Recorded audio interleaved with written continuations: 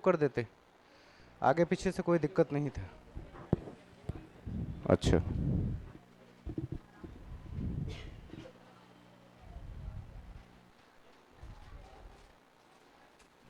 पिछले क्लास में आप काल के बारे में अध्ययन कर रहे थे ना?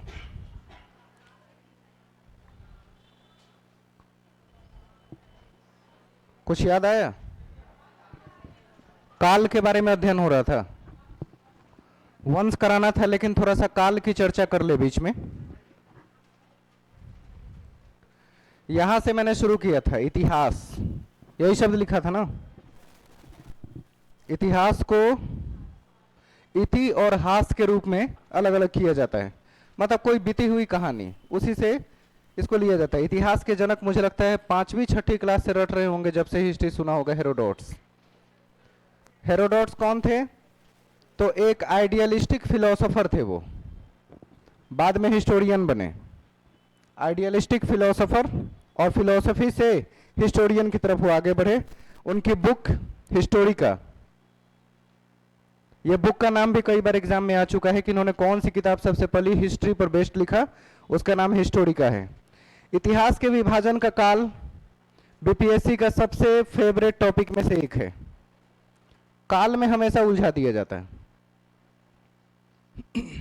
एक होता है प्राग ऐतिहासिक काल, जिसे प्री हिस्ट्रिक एज कहा जाता है। आद्य ऐतिहासिक काल यानी प्रोटो हिस्टोरिक एज, और ऐतिहासिक काल ये हिस्टोरिक एज, जिसके बारे में आप किताबों में पढ़ते हैं, जानते हैं, डिस्कस करते हैं, वो सबसे लास्ट वाला है। प्रागैतिहासिक काल का कोई साक्ष्य हमारे पास नहीं है, उस समय का कोई ज्ञान ही नहीं है। समझिए कि सब कुछ शून्य था। इंसान आए, जिए, जिंदगी को जी, मर गए, लेकिन कैसे क्या हुआ कोई नहीं जानता। इसलिए प्रागैतिहासिक काल का कोई साक्ष्य नहीं है, यह लिखित प्रमाण नहीं है। और यही 2 लाइन अक्सर एग्जाम में पूछे जाते हैं। किस काल का कोई प्रमाण आज तक प्राप्त नहीं है? प्रागैतिहासिक काल। आद्य ऐतिहासिक काल में साक्ष्य तो मिले। साक्ष्य किस बेस पर मिले? कार्बन 14 पद्धति। उससे बहुत सारे चीजों के अवशेष और आयु के बारे में पता किया गया, लेकिन उस समय का कोई ऐसा इतिहास नहीं है जिसे पढ़ के कोई जानकारी दी जा सके कि उस समय लिखित का कोई प्रमाण नहीं था। सामान तो उस समय का मिला, लेकिन उसका कोई प्रमाण लिखित रूप से हमारे पास नहीं है। तो कार्बन 14 पद्धति के आधार पर उस समय के चीजों को निकाल के और सिर्फ अंदाजा लगाया गया। मतलब वही है कि जो मिलेगा तब ना पढ़ेंगे। उस समय के जो स्क्रिप्ट थे उसकी कोई चर्चा ही कहीं नहीं थी, सिर्फ सिंबल्स थे, वो कोई स्क्रिप्ट भी नहीं था, सिंबल, जिसको जनरली कहा जाता है भाव चित्रात्मक। उसका शब्द लिया जाता है भाव चित्रात्मक, यानी किसी भी भाव को प्रेजेंट करने के लिए एक चित्र बना दिया जाता है। उसमें कोई शब्द नहीं होते थे कि कोई देख के पढ़ सके और पढ़ के बता सके इसका क्या अर्थ है। सारे चीजों को भाव चित्रात्मक विधि के अनुसार प्रस्तुत किया गया। और भाव चित्रात्मक मतलब चित्र के माध्यम से किसी भाव को प्रस्तुत करना जिसमें कोई शब्द नहीं होते थे। ये इसलिए हो गया। तो साक्ष्य है, लिखित नहीं। साक्ष्य मतलब सामान मिले, लेकिन उसे पढ़ा नहीं जा सका कि आखिर उस पर इमेज किस तरह की चीजों को रिप्रेजेंट कर रहा है। तो वो होता है प्रोटो हिस्टोरिक एज। और जो हम जानते हैं वो क्या है? आज तक जो हम हिस्ट्री में पढ़ रहे हैं वो है हिस्टोरिक पीरियड्स। इसका साक्ष्य भी है, और इसके जो लिपियां लिखी गई उस लिपि को इंटरसेप्ट करने वाले लोग भी मिले। इंटरसेप्ट ब्राह्मी लिपि को सबसे पहले किसने पढ़ा? संस्कृत तो पहले से पढ़ने आता था। ब्राह्मी लिपि को सबसे पहले किसने पढ़ा था? हमारे इतिहासकार पीछे कैसे रह गए? 1837 जेम्स प्रिंसेप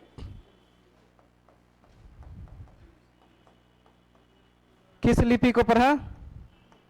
ब्राह्मी लिपि को सबसे पहले पढ़ने का काम किया था इन्होंने। बहुत ही इंपॉर्टेंट क्वेश्चन है, इतनी बार एग्जाम में आया है कि गिनती नहीं है।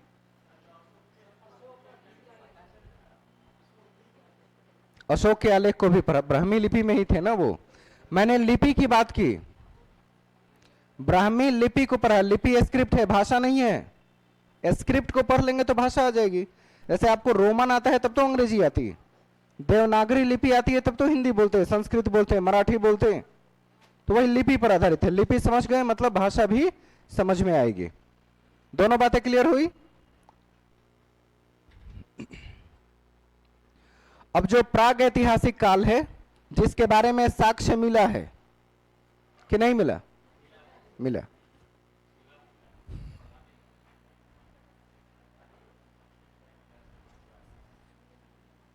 प्राग ऐतिहासिक काल का साक्ष्य मिला था कि नहीं मिला था? देखिए आधा लोग अभी तक कंफ्यूज है। अभी 1 मिनट पहले क्या पढ़े हैं?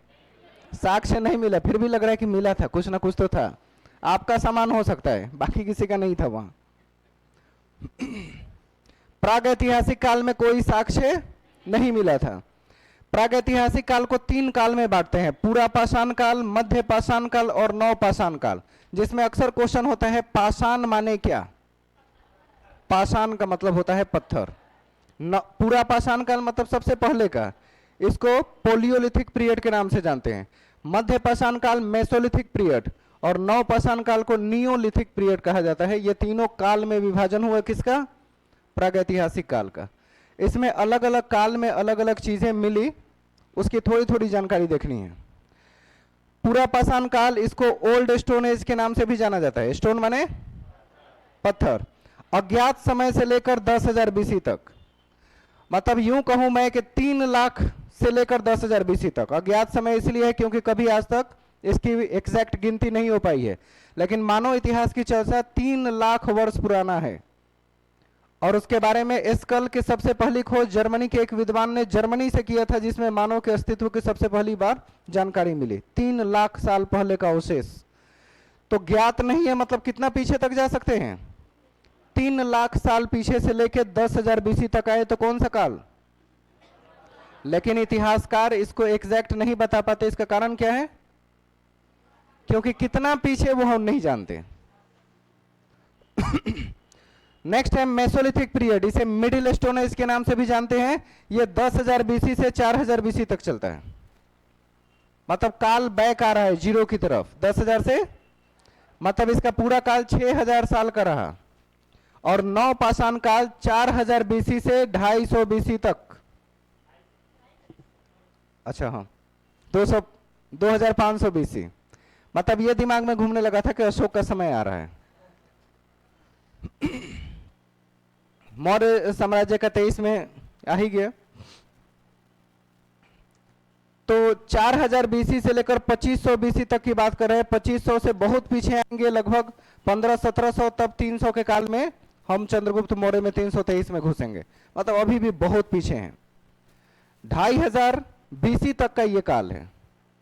और बीसी का मतलब उस समय भी किसी भी चीज के बारे में हमारे पास लिखित प्रमाण नहीं है, उस समय का कोई साक्ष्य नहीं है।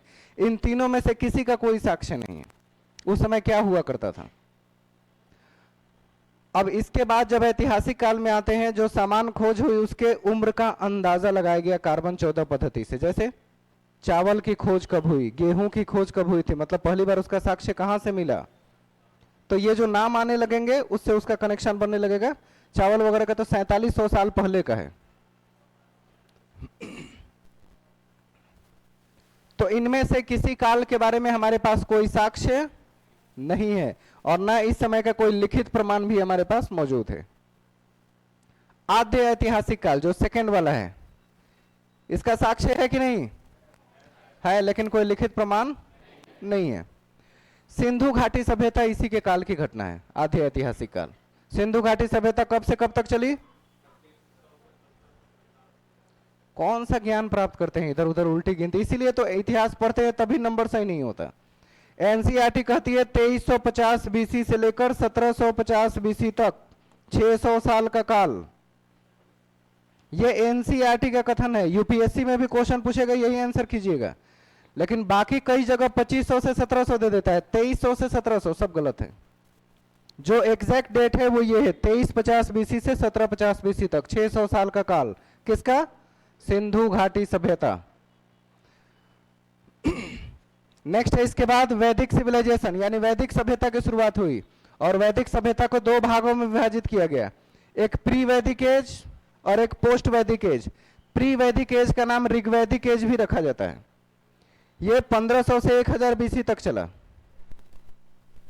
ये वही काल है जिसमें महिलाओं को देवी देवताओं के बराबर माना जाता था। हर जगह सभा में बैठने का अधिकार था, अगर चुनाव हो या किसी प्रमुख के पद पर वो चुनाव लड़के जीतना चाहे, उसके लिए भी अधिकार था। सभा में बैठने और अपनी बात को रखने का अधिकार था। इतनी पढ़ी लिखी थी कि यज्ञ करा सकती थी, किसी बड़े पंडित की आवश्यकता नहीं, इतनी क्वालिफाइड लेडी थी उस समय। तो 1500 से 1000 बीसी तक का काल कहा जाता है महिलाओं का सुनहरा काल होता है भारतीय इतिहास में। इससे बेहतर काल कभी भी महिलाओं के लिए नहीं आया। ऐसा कहा जाता था ना, आज लोग कहते हैं ना कि देवी कह के संबोधित करना, उस समय देवी मानते थे। अगर महिला सामने से आ रही है तो या तो लोग सड़क पर से हट जाते थे या नजरें नीचे झुकाए रखते थे जब तक वो क्रॉस ना कर जाए, ये सम्मान। और आज की डेट में आंख फाड़ फाड़ के आखिरी समय तक देखते हैं जब तक नजर आ जाए। सबकी बात नहीं कर रहे हैं, कुछ लोगों में ऐसी फितरत होती है। बाकी बहुत से लोग आज भी अच्छे हैं कि उनको कोई मतलब नहीं होता सामने से कौन आ रहा है कौन जा रहा है। बहुत से ऐसे लोग हैं, लेकिन कुछ लोग हैं जिनकी वजह से पूरा समाज बदनाम है। ऋग्वैदिक काल या इसको प्री वैदिक स्टेज के नाम से जानते हैं, महिलाओं का सुनहरा काल। लिख लीजिएगा, क्वेश्चन के रूप में ये होता है। अभी जो बातें बता रहे हैं वो मौखिक नहीं, समझिए कि कहीं ना कहीं उससे प्रश्न जनरेट होते हैं। इसके बाद है उत्तर वैदिक काल। यह महिलाओं के लिए सबसे खतरनाक और घटिया काल रहा, 1000 से 600 बीसी। यहां जितना ही उत्थान था वहां उतना ही गिरावट हुआ, और धीरे धीरे इन 400 सालों में, यानी कि 1000 से 600 आते आते तक महिलाओं को धीरे धीरे चार दीवारी में कैद कर दिया गया और घर से बाहर ना जाने की पाबंदी। उसके बाद दौर ऐसे भी आए कि महिला का पैदा होते ही उसे जिंदा जला या दफन कर दिया जाता था। ये दिन भी महिलाओं को देखने पड़े। इसी के बाद के काल है। इसका कारण कोई हो तो बुरा मत मानिएगा, उस समय की बात है। ब्राह्मण वो नहीं चाहते थे कि उनसे ऊपर किसी महिला का स्तर हो। क्या कहते हैं उसको, पुरुष ईगो। उनका काम धीरे धीरे छीनने लगा था। जो काम वो करते थे अब महिला करने लगी थी। सम्मान बराबर मिलने लगा था, जो कि एक आइडियोलॉजी वाले सोच के व्यक्ति के बीच में ये चीज पसंद नहीं आया कि महिला हमसे आगे, पुरुष ईगो। वो चीज इतना नुकसान कर गया कि इसके बाद जो महिलाओं की स्थिति हुई वो पूरी दुनिया जानती है कि क्या हाल हुआ। उनके साथ जो बायोलॉजिकल चेंज आते थे मंथली, उसके लिए उनको घर से बाहर 8-8 दिन रखा जाता था। ऐसा लगा कि जैसे जानवर को कहीं खूंटे से बांध दिए, घर के अंदर प्रवेश नहीं था। ये इतनी बुरी जिंदगी देखने को उनको मिला। यकीन नहीं होता है कि उस वक्त ऐसे लोग थे, और उसके बावजूद भी ये लोग बर्दाश्त करते गए। ये है चरम सीमा।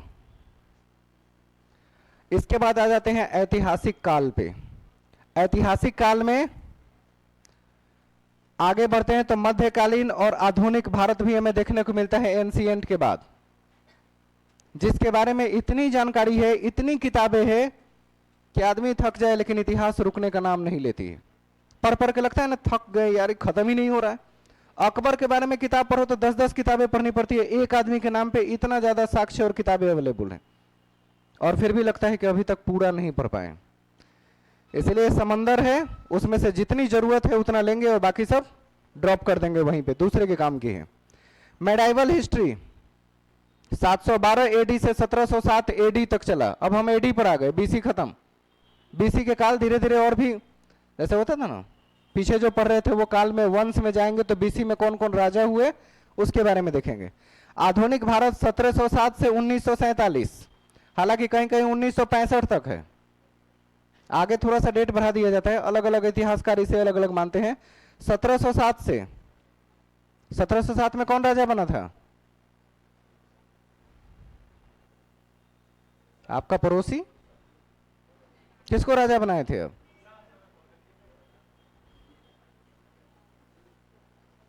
पहले औरंगजेब की पहले शाहजहां? तो शाहजहां तो बाप था, वो बाद में कैसे आएगा? औरंगजेब तो बेटा था शाहजहां का। तो 1707 में आया कौन? औरंगजेब। और वहीं से आधुनिक भारत की शुरुआत मानी जाती है। मध्य भारत 1707 में खत्म होता है और 1707 से आधुनिक भारत की शुरुआत होती है। देखिए कहीं बीसी लिखा है, इसका वर्ड होता है बिफोर क्राइस्ट, यानी ईसा मसीह के जन्म के पहले।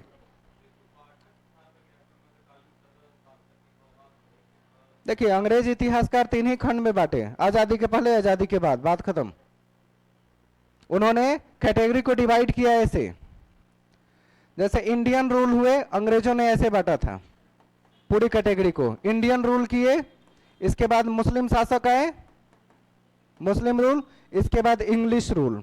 अंग्रेज 3 ही कैटेगरी में इतिहास को बांटते हैं, लेकिन हम जो बांटते हैं यहां हिंदुस्तान के लोग, वो बांटते हैं प्राचीन, मध्य और आधुनिक। अंग्रेजों का बंटवारा ऐसे है, सबसे पहले इंडियन रूल, मतलब इंडिया के राजाओं ने इंडिया पर राज किया, उसके बाद अफगानी और बाकी लोग आने लगे, मुस्लिम शासक की स्थापना हो गई, उसके बाद अंग्रेज आ गए। तो हमारा इतिहास अंग्रेजों के हिसाब से इन 3 खंडों में विभाजित था, लेकिन जब हमने यहाँ के इतिहासकारों ने उसे बांटा तो एंशिएंट, मेडाइवल और मॉडर्न 3 ही नाम दिए। डिपेंड करता है कौन सा पूछा जाए आपसे। इतिहास पहली बार पढ़ रहे हैं, खुशी की बात है, कभी तो मौका मिला पढ़ने को अपने बारे में।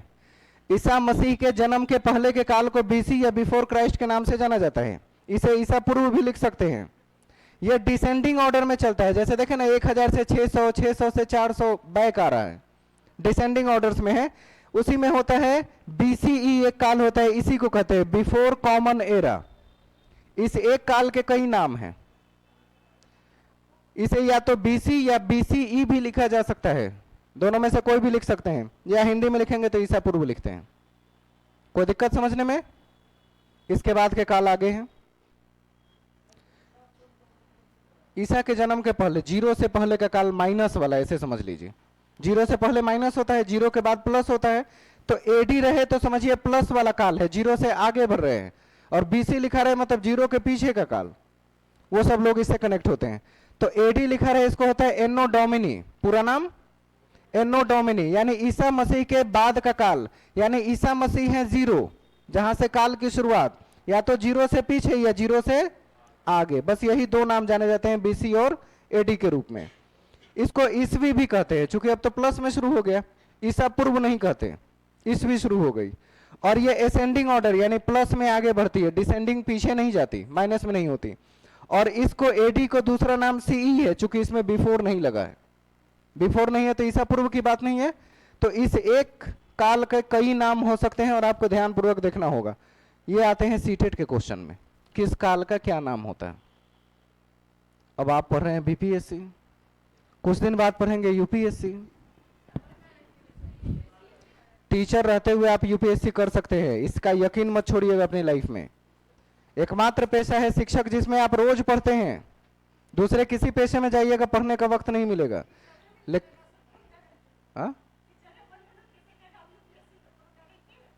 सेंट्रल टीचर बनिएगा तो यूपीएससी मांग सकता है। बात सही है कि कुछ भी मांग सकते हैं आजकल।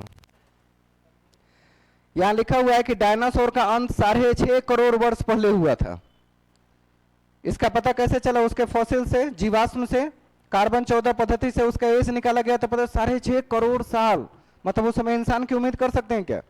इंसान का इतिहास सिर्फ 3 लाख साल पुराना है बस। और ये थे, एक समय था कि पूरे दुनिया पर इसकी हुकूमत हुआ करती थी, डायनासोर, खतरनाक।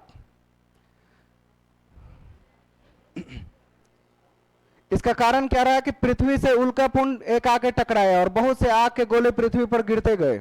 और ये खुले में रहने वाले जानवर है, इतने बड़े थे कि किसी कंदरा या गुफा में प्रवेश नहीं हो सकता था, खुले में रहते थे, सोते थे, उठते थे, एकदम खुलापन। इस वजह से गोले जो गिरे वो इनकी धरती पर, इनके शरीर पर गिरते गए और ये पूरी तरह से भस्म होकर खत्म हो गए। और उसके बाद पृथ्वी का नया उदय हुआ। पहले तो ये आग के गोला की तरह कई साल तक, कई लाख साल तक जलता रहा, उसके बाद कई लाख साल तक बारिश होती रही, फिर ये ठंडा हुआ, तब जाके पृथ्वी बना है। ये 6.5 करोड़ साल, मतलब सूरज के जन्म के पहले की काल। सोचिए कि उस समय सूरज की स्थिति कैसी होगी, जस्ट ग्रो किया होगा, जस्ट बना होगा सूरज। 500 करोड़ साल मानते हैं ना सूरज का काल अभी से, ये 6.5 करोड़ साल। तो सोचिए कि सूरज उस वक्त कितना नया सा दिखता होगा, ग्रो 6.5-7 करोड़ साल पहले। उस समय आप लोग छोटे छोटे होंगे, हाँ बहुत छोटे होंगे। मानव विकास के बारे में आते हैं यहां जानकारी, यहां से शुरू होता है। ये थोड़ा सा सीधा हुआ तो ऐसा हुआ, ये थोड़ा और ऐसा हुआ, बाल खत्म हुए ये, और फिर ये फाइनली जो आप लोग आज दिखते हैं। अपनी ही इमेज नजर आ रही है ना, शकल सूरत पहचान में नहीं आएगी। मानव विकास का सिद्धांत चार्ल्स डार्विन ने प्रस्तुत किया था, इसका नाम सुना होगा, डार्विन का इवोल्यूशन। मानव के विकास के सिद्धांत के बारे में सबसे सटीक सिद्धांत आज तक किसी ने दिया है तो वो चार्ल्स डार्विन है। इनका थ्योरी नाम से जाना जाता है थ्योरी ऑफ इवोल्यूशन। इवोल्यूशन माने विकास। इन्होंने बुक लिखा ओरिजिन ऑफ स्पेसीज, यानी जंतुओं का उद्गम कहां से हुआ है, उद्भव कहां से हुआ है, उस पर किताब 1859 में लिखा।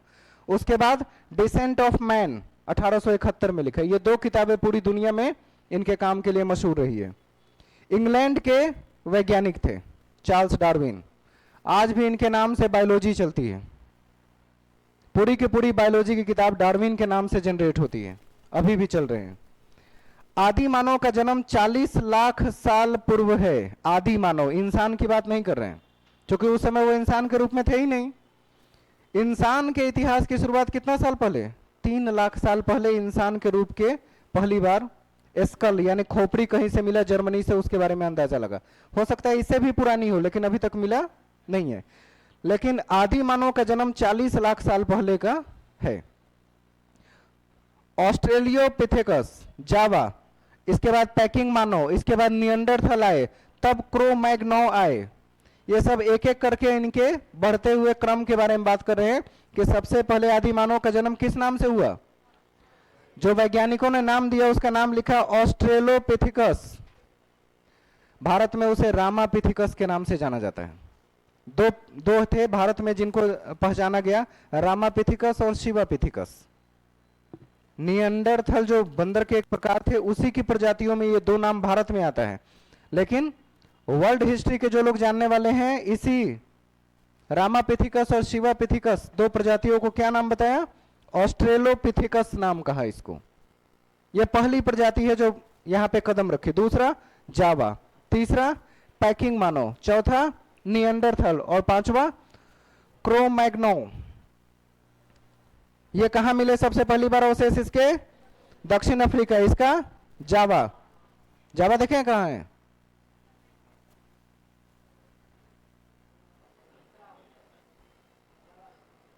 जावा, सुमात्रा, छोटे छोटे द्वीप हैं जो श्रीलंका के जस्ट मतलब राइट साइड वाले हिस्से में पाए जाते हैं, मतलब क्या कह सकते हैं, थोड़ा सा ऊपर नॉर्थ में पाए जाते हैं। जावा और सुमात्रा दोनों आप देख सकते हैं, छोटे छोटे आइलैंड है। इसके बाद पैकिंग मानव कहां पाए गए, चीन में। नियंडरथल जर्मनी में, इसी के अवशेष पहली बार मिले थे। और क्रो मैग्नो फ्रांस से मिले थे। ये अलग अलग जगह पे इसी मानव के अलग अलग नाम थे। और भारत में क्या नाम रखा गया, रामापिथिकस और शिवापिथिकस, दोनों नाम ध्यान रहेंगे। आधुनिक मानव, आधुनिक मानव का इतिहास पामीर और उत्तरी अफ्रीका। पामीर का पठार देखे हुए हैं, दुनिया का छत कहा जाता है, कहां पे है, तिब्बत। तो पामीर के इलाके में आधुनिक मानव के अवशेष मिले हैं और उत्तरी अफ्रीका में मिला हुआ है। इसे क्या कहा गया, जो आधुनिक मानव है, होमोसेपियंस।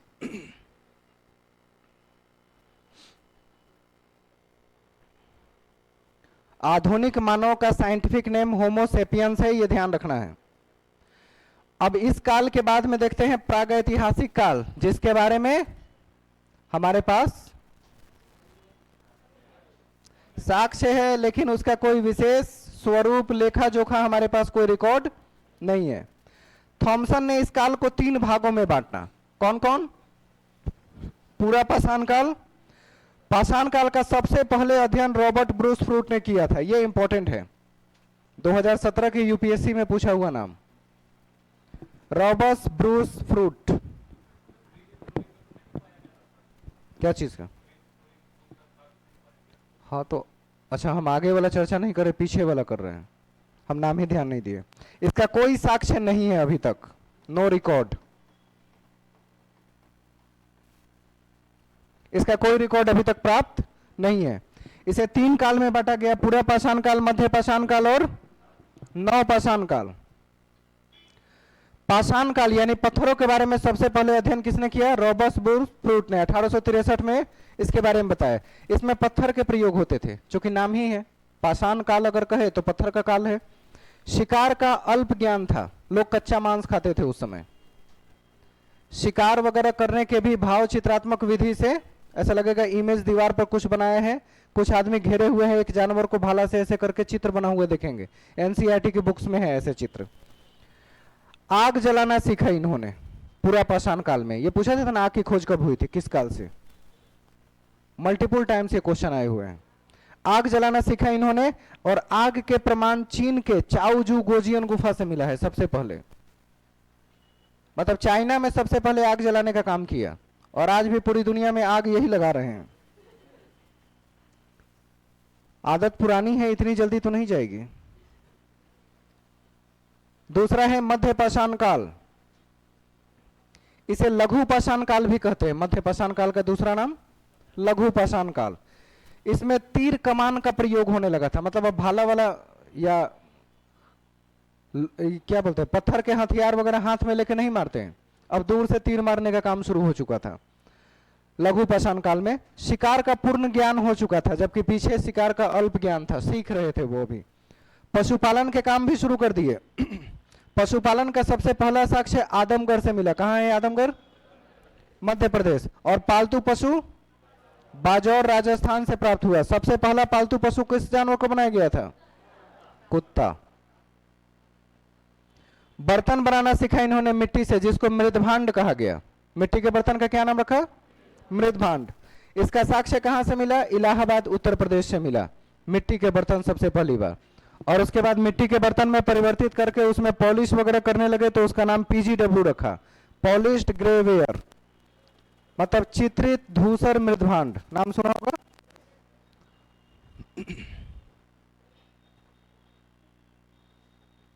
नौ पाषाण काल में क्या क्या प्रमुख बातें हैं वो भी देख लीजिए।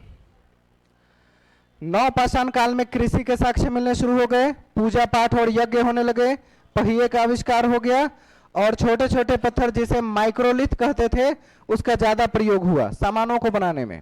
बड़े पत्थरों को काट के छोटे पत्थरों में फिर उसको यूजफुल बनाते थे। छोटे पत्थरों का नाम क्या रखा? माइक्रोलिथ। और बड़े पत्थरों का नाम होता है मैक्रोलिथ। माइक्रो माने छोटा, मैक्रो माने बड़ा। क्या पूछ रहे थे? माइक्रोलिथ पत्थर का नाम रखा गया, उस काल के पत्थरों का नाम माइक्रोलिथ रखा गया, छोटे छोटे टुकड़े थे। तांबे की खोज इसी काल में हुई थी। ये एक एक लाइन क्वेश्चन आ चुका है, जो भी लिखा है सब क्वेश्चन ही है, समझिए। तांबे की खोज भी नौ पाषाण काल में हुई। शिल्प का प्रयोग सबसे पहली बार किया गया। और मनुष्य ने सबसे पहले किस धातु का प्रयोग किया? हर बार बीपीएससी के 2 साल बैक करके ये क्वेश्चन आता है।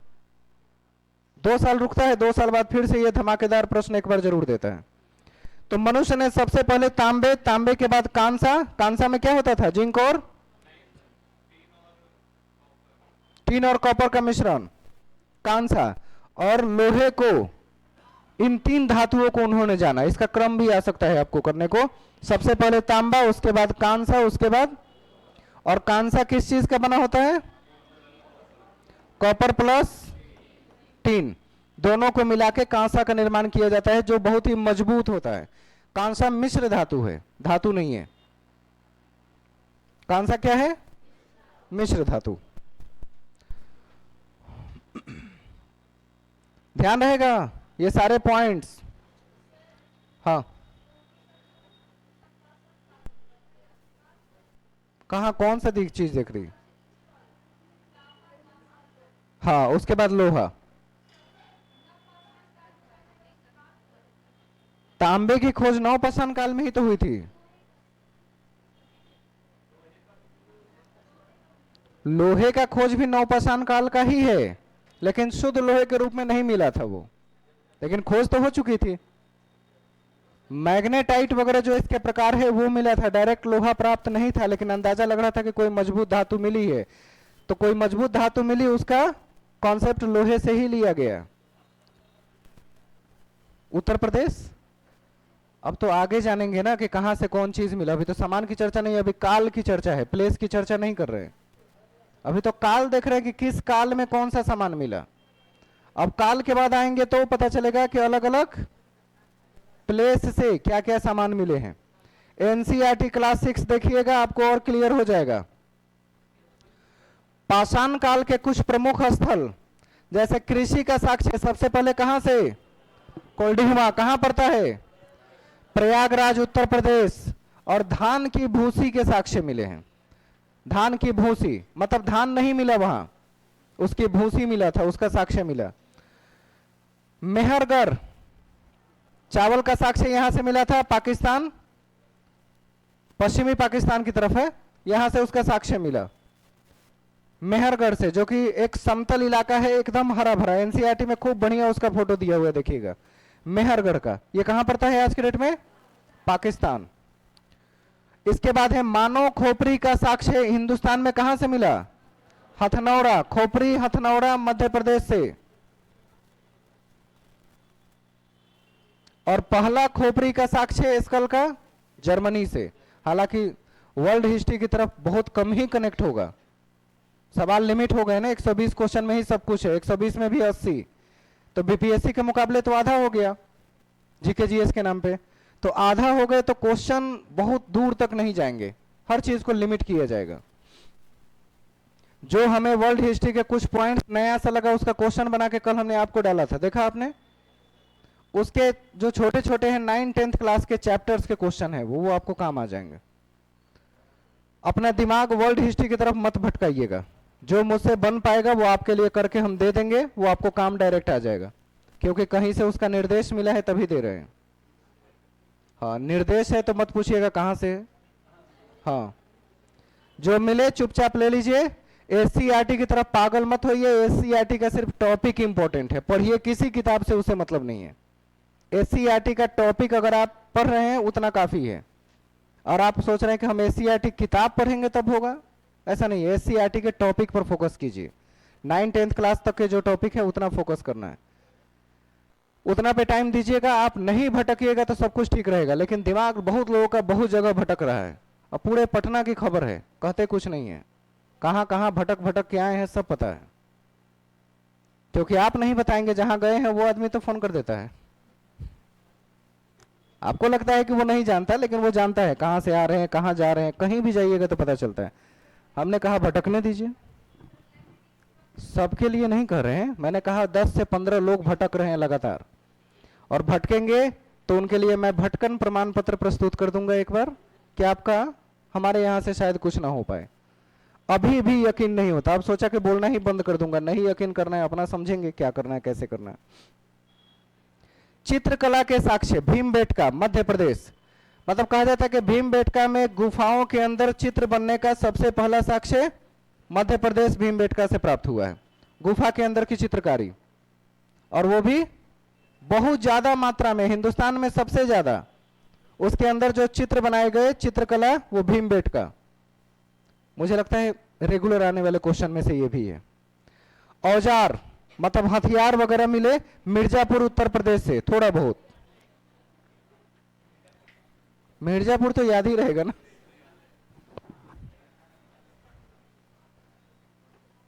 हम मिर्जापुर को समझ नहीं पाए ना देख पाए, लेकिन एक नाम बहुत मशहूर रहा है जो रील्स में दिखाई देता है, कालीन भैया, वही है क्या? अच्छा, तब ठीक है।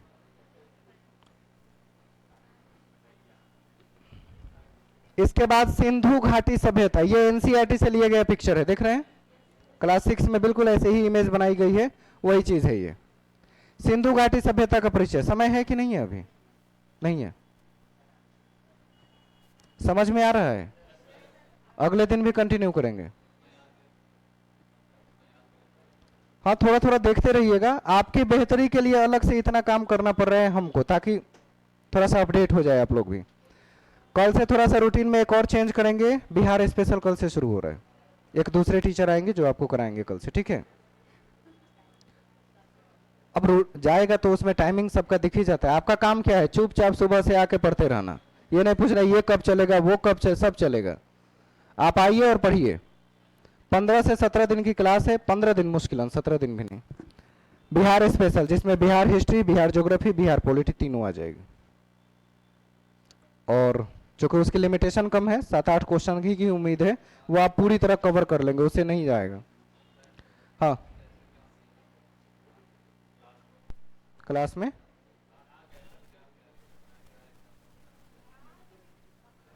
हाँ, आपको तो बस एक ही उम्मीद कर रहे हैं कि आप अपने दिमाग को मत भटकाइए। जब जब आप भटकाएंगे वो चीज नजर आने लगता है, और आपकी बेचैनी, अगर बेचैन है तो शिक्षक के पेशे में आना ही नहीं चाहिए था। आपको तो किसी तालाब में पोठी या मछली होना चाहिए था, उसी में छटपटाते रहते, ऐसे ऐसे करते रहते और उसी में घूमते। पोठिया की गरई, टेंगरा कहना ठीक है। 4 या 5 मैक्सिमम। अब तो हम बता देंगे तो वो पूछा कि आपको कैसे पता है, ये भी तो समस्या है। 4 से 5 क्वेश्चन करेंट अफेयर, इससे ज्यादा की उम्मीद मत रखिएगा। नहीं नहीं, इधर करंट का 6-7 महीने का पढ़िए, बहुत पीछे मत जाइएगा। आप जून तक का पढ़ लीजिएगा, जनवरी टू जून काफी है। अभी 6 मंथ वाला कोई आया होगा ना, जनवरी से जून तक का ले लीजिए, काफी है वो। उसमें हम लोग खुद ही पॉइंट अलग निकाल के स्लाइड बना रहे हैं, और इस 6 महीने की स्लाइड में 20-25 स्लाइड होगा, 2 दिन लगेगा बताने में। आप अगर घर पे पढ़ना चाहते हैं पढ़िए, लेकिन जो इंपॉर्टेंट है, जो आने की शिक्षण के लिए उम्मीद है, बीपीएससी के लिए नहीं, टीचिंग के लिए, वो अलग किया जा रहा है। हाँ रहेगा। करंट अफेयर में सोशल साइंस में 25 से 30 क्वेश्चन होंगे सारे मिला के। Social science, history, geography, polity, तीनों मिला के। इकोनॉमिक्स ना के बराबर रहेंगे, भूल जाइए, इकोनॉमिक्स की कोई चर्चा नहीं है कहीं भी। उसके बाद रह गया तीनों साइंस, इससे 20 क्वेश्चन से कम नहीं रहेगा। तीनों साइंस मिला के 20 क्वेश्चन कम से कम। 10 के आसपास बिहार स्पेशल रहेंगे, मिला जुला के 60-70 तो ऐसे ही पहुंच गए। 80 मैक्सिमम क्वेश्चन होंगे, तो हो सकता है कहीं कहीं से मिसलेनियस और जीके के नाम पे कुछ क्वेश्चन बढ़ेंगे। ईवीएस में 5-6 क्वेश्चन बस, वही है, वो ज्योग्राफी का हिस्सा रह जाएगा। ईवीएस प्लस ज्योग्राफी दोनों मिला के क्वेश्चन होंगे। हिस्ट्री का ही पार्ट रहेगा, लेकिन हिस्ट्री में उसका क्वेश्चन ज्यादा रहेगा जो इंडियन नेशनल मूवमेंट का होगा, यानी आधुनिक भारत का इतिहास, इतिहास में ज्यादा क्वेश्चन दिखेंगे। जो अभी पढ़ा रहे हैं इससे आने की सिर्फ 1 या 2 क्वेश्चन की उम्मीद है। पूरा पढ़ा देंगे तो 2 क्वेश्चन मैक्सिमम, इससे ज्यादा नहीं। मेडाइवल से 1 क्वेश्चन बस। 7-8 क्वेश्चन हो सकता है आपको डायरेक्ट मॉडर्न से रहेंगे। वही तो, मॉडर्न क्या कह रहे हैं इतना देर से, वही 4-5 मान लीजिए आंदोलन से ही डायरेक्ट आ जाएंगे। गिनती मत कीजिए, आपका काम है पढ़ना, नहीं तो गिनती करके लगेगा इसमें से आएगा, इसमें से नहीं आएगा तो छोड़ दे, सब पढ़िए। आपका एग्जाम का नंबर कम हो गया ना, 120 हो गया, ये ज्यादा टफ हो गया। 150 रहता तो ज्यादा बेहतर होता। इसलिए पढ़िए, एक एक नंबर पे फोकस करके, सब चीज जरूरी है। 15 क्वेश्चन तक आने की उम्मीद है, 15 मैथ, 15 रीजनिंग, इससे ज्यादा नहीं। इधर जीके जीएस में 80 से 90 की ओर लेके जाएगा बढ़ा के, करेंट जीके के नाम पे, ऐसा 120 में। हाँ ज्यादा हो गया।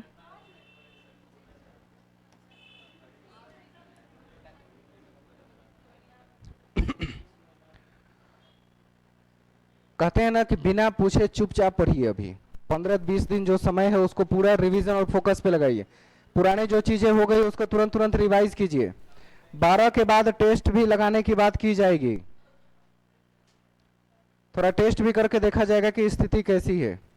फुल टेस्ट अभी नहीं, अभी नहीं, अभी आप प्रेशर में आ जाइएगा, बीच में टेस्ट कर देते हो। अभी देख रहे हैं कि एक बता दिए हैं किताब, उसको बना बना के लोगों का दिमाग खराब है, एजुटेरिया करते कि दूसरे का बना रहे थे तो मेरा 80 नंबर तक आ जा रहा था, इसको जब से बना रहे हैं 50, 45, 55 तक आ रहे हैं। बात सही है।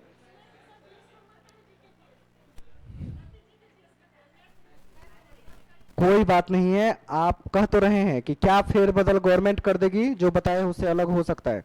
मैंने मैक्सिमम दोनों मिला के 30 नंबर कहा, 30 से कम भी हो सकता है।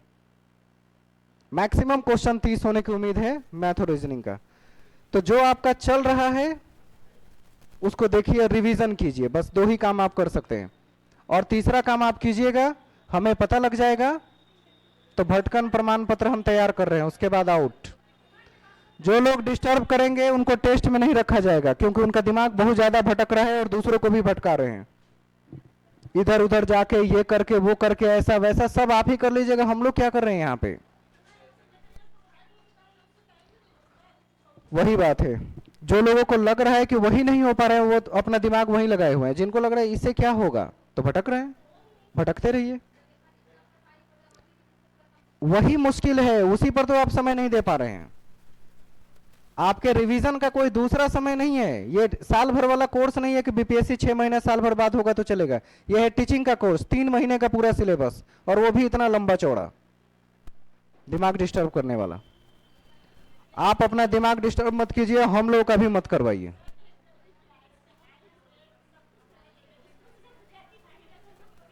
अब कोई इधर उधर बात कर करके किसी टीचर के बारे में कोई गलत इंफॉर्मेशन फैलाएगा तो ठीक नहीं होगा। तो कल परसों हम टीचर को बुला के बात किए कि आपको कौन क्या बता रहे हैं या क्या कहा। उल्टे पुल्टे बात बताते हैं टीचर्स को। टीचर से पर्सनल बातें क्यों होती है, कोई भी क्यों करता है, या टीचर भी, मैंने उनको भी मना किया। टीचर का काम है पढ़ा के आके जाना। पता नहीं कौन क्या उल्टा पुल्टा बता दिया था बीच में कि एक टीचर आना बंद कर दिए थे। उनको मैंने बोला कि मैं दूसरा टीचर तभी रखूंगा जब तक आपसे बात नहीं हो जाए। क्या हुआ क्या था, बात हुई तो पता चला फलाने फलाने स्टूडेंट ने ऐसा ऐसा हमको कह दिया। कौन है भाई? कहते हैं ना उन लोगों की खाल खींच लेना, वही काम अब बाकी रह गया है। आपका काम है पढ़ना, टीचर का काम है पढ़ाना, इससे ज्यादा बकवास और बातें कुछ नहीं। किसी भी टीचर के बारे में एक शब्द भी गलत सलत बोले तो अब वो टीचर थोड़ा सा भी रुका कि आपका काम गया और मैं भी कुछ नहीं कहूंगा। मैं कह दूंगा कि हाँ आपका काम हो चुका है, आप छोड़ दीजिए जाइए, क्योंकि काम कर रहे हैं हम लोग, डिस्टर्बेंस नहीं चाहते हैं। अभी आपकी रीजनिंग की ही क्लास है, सेम टीचर क्लास लेंगे।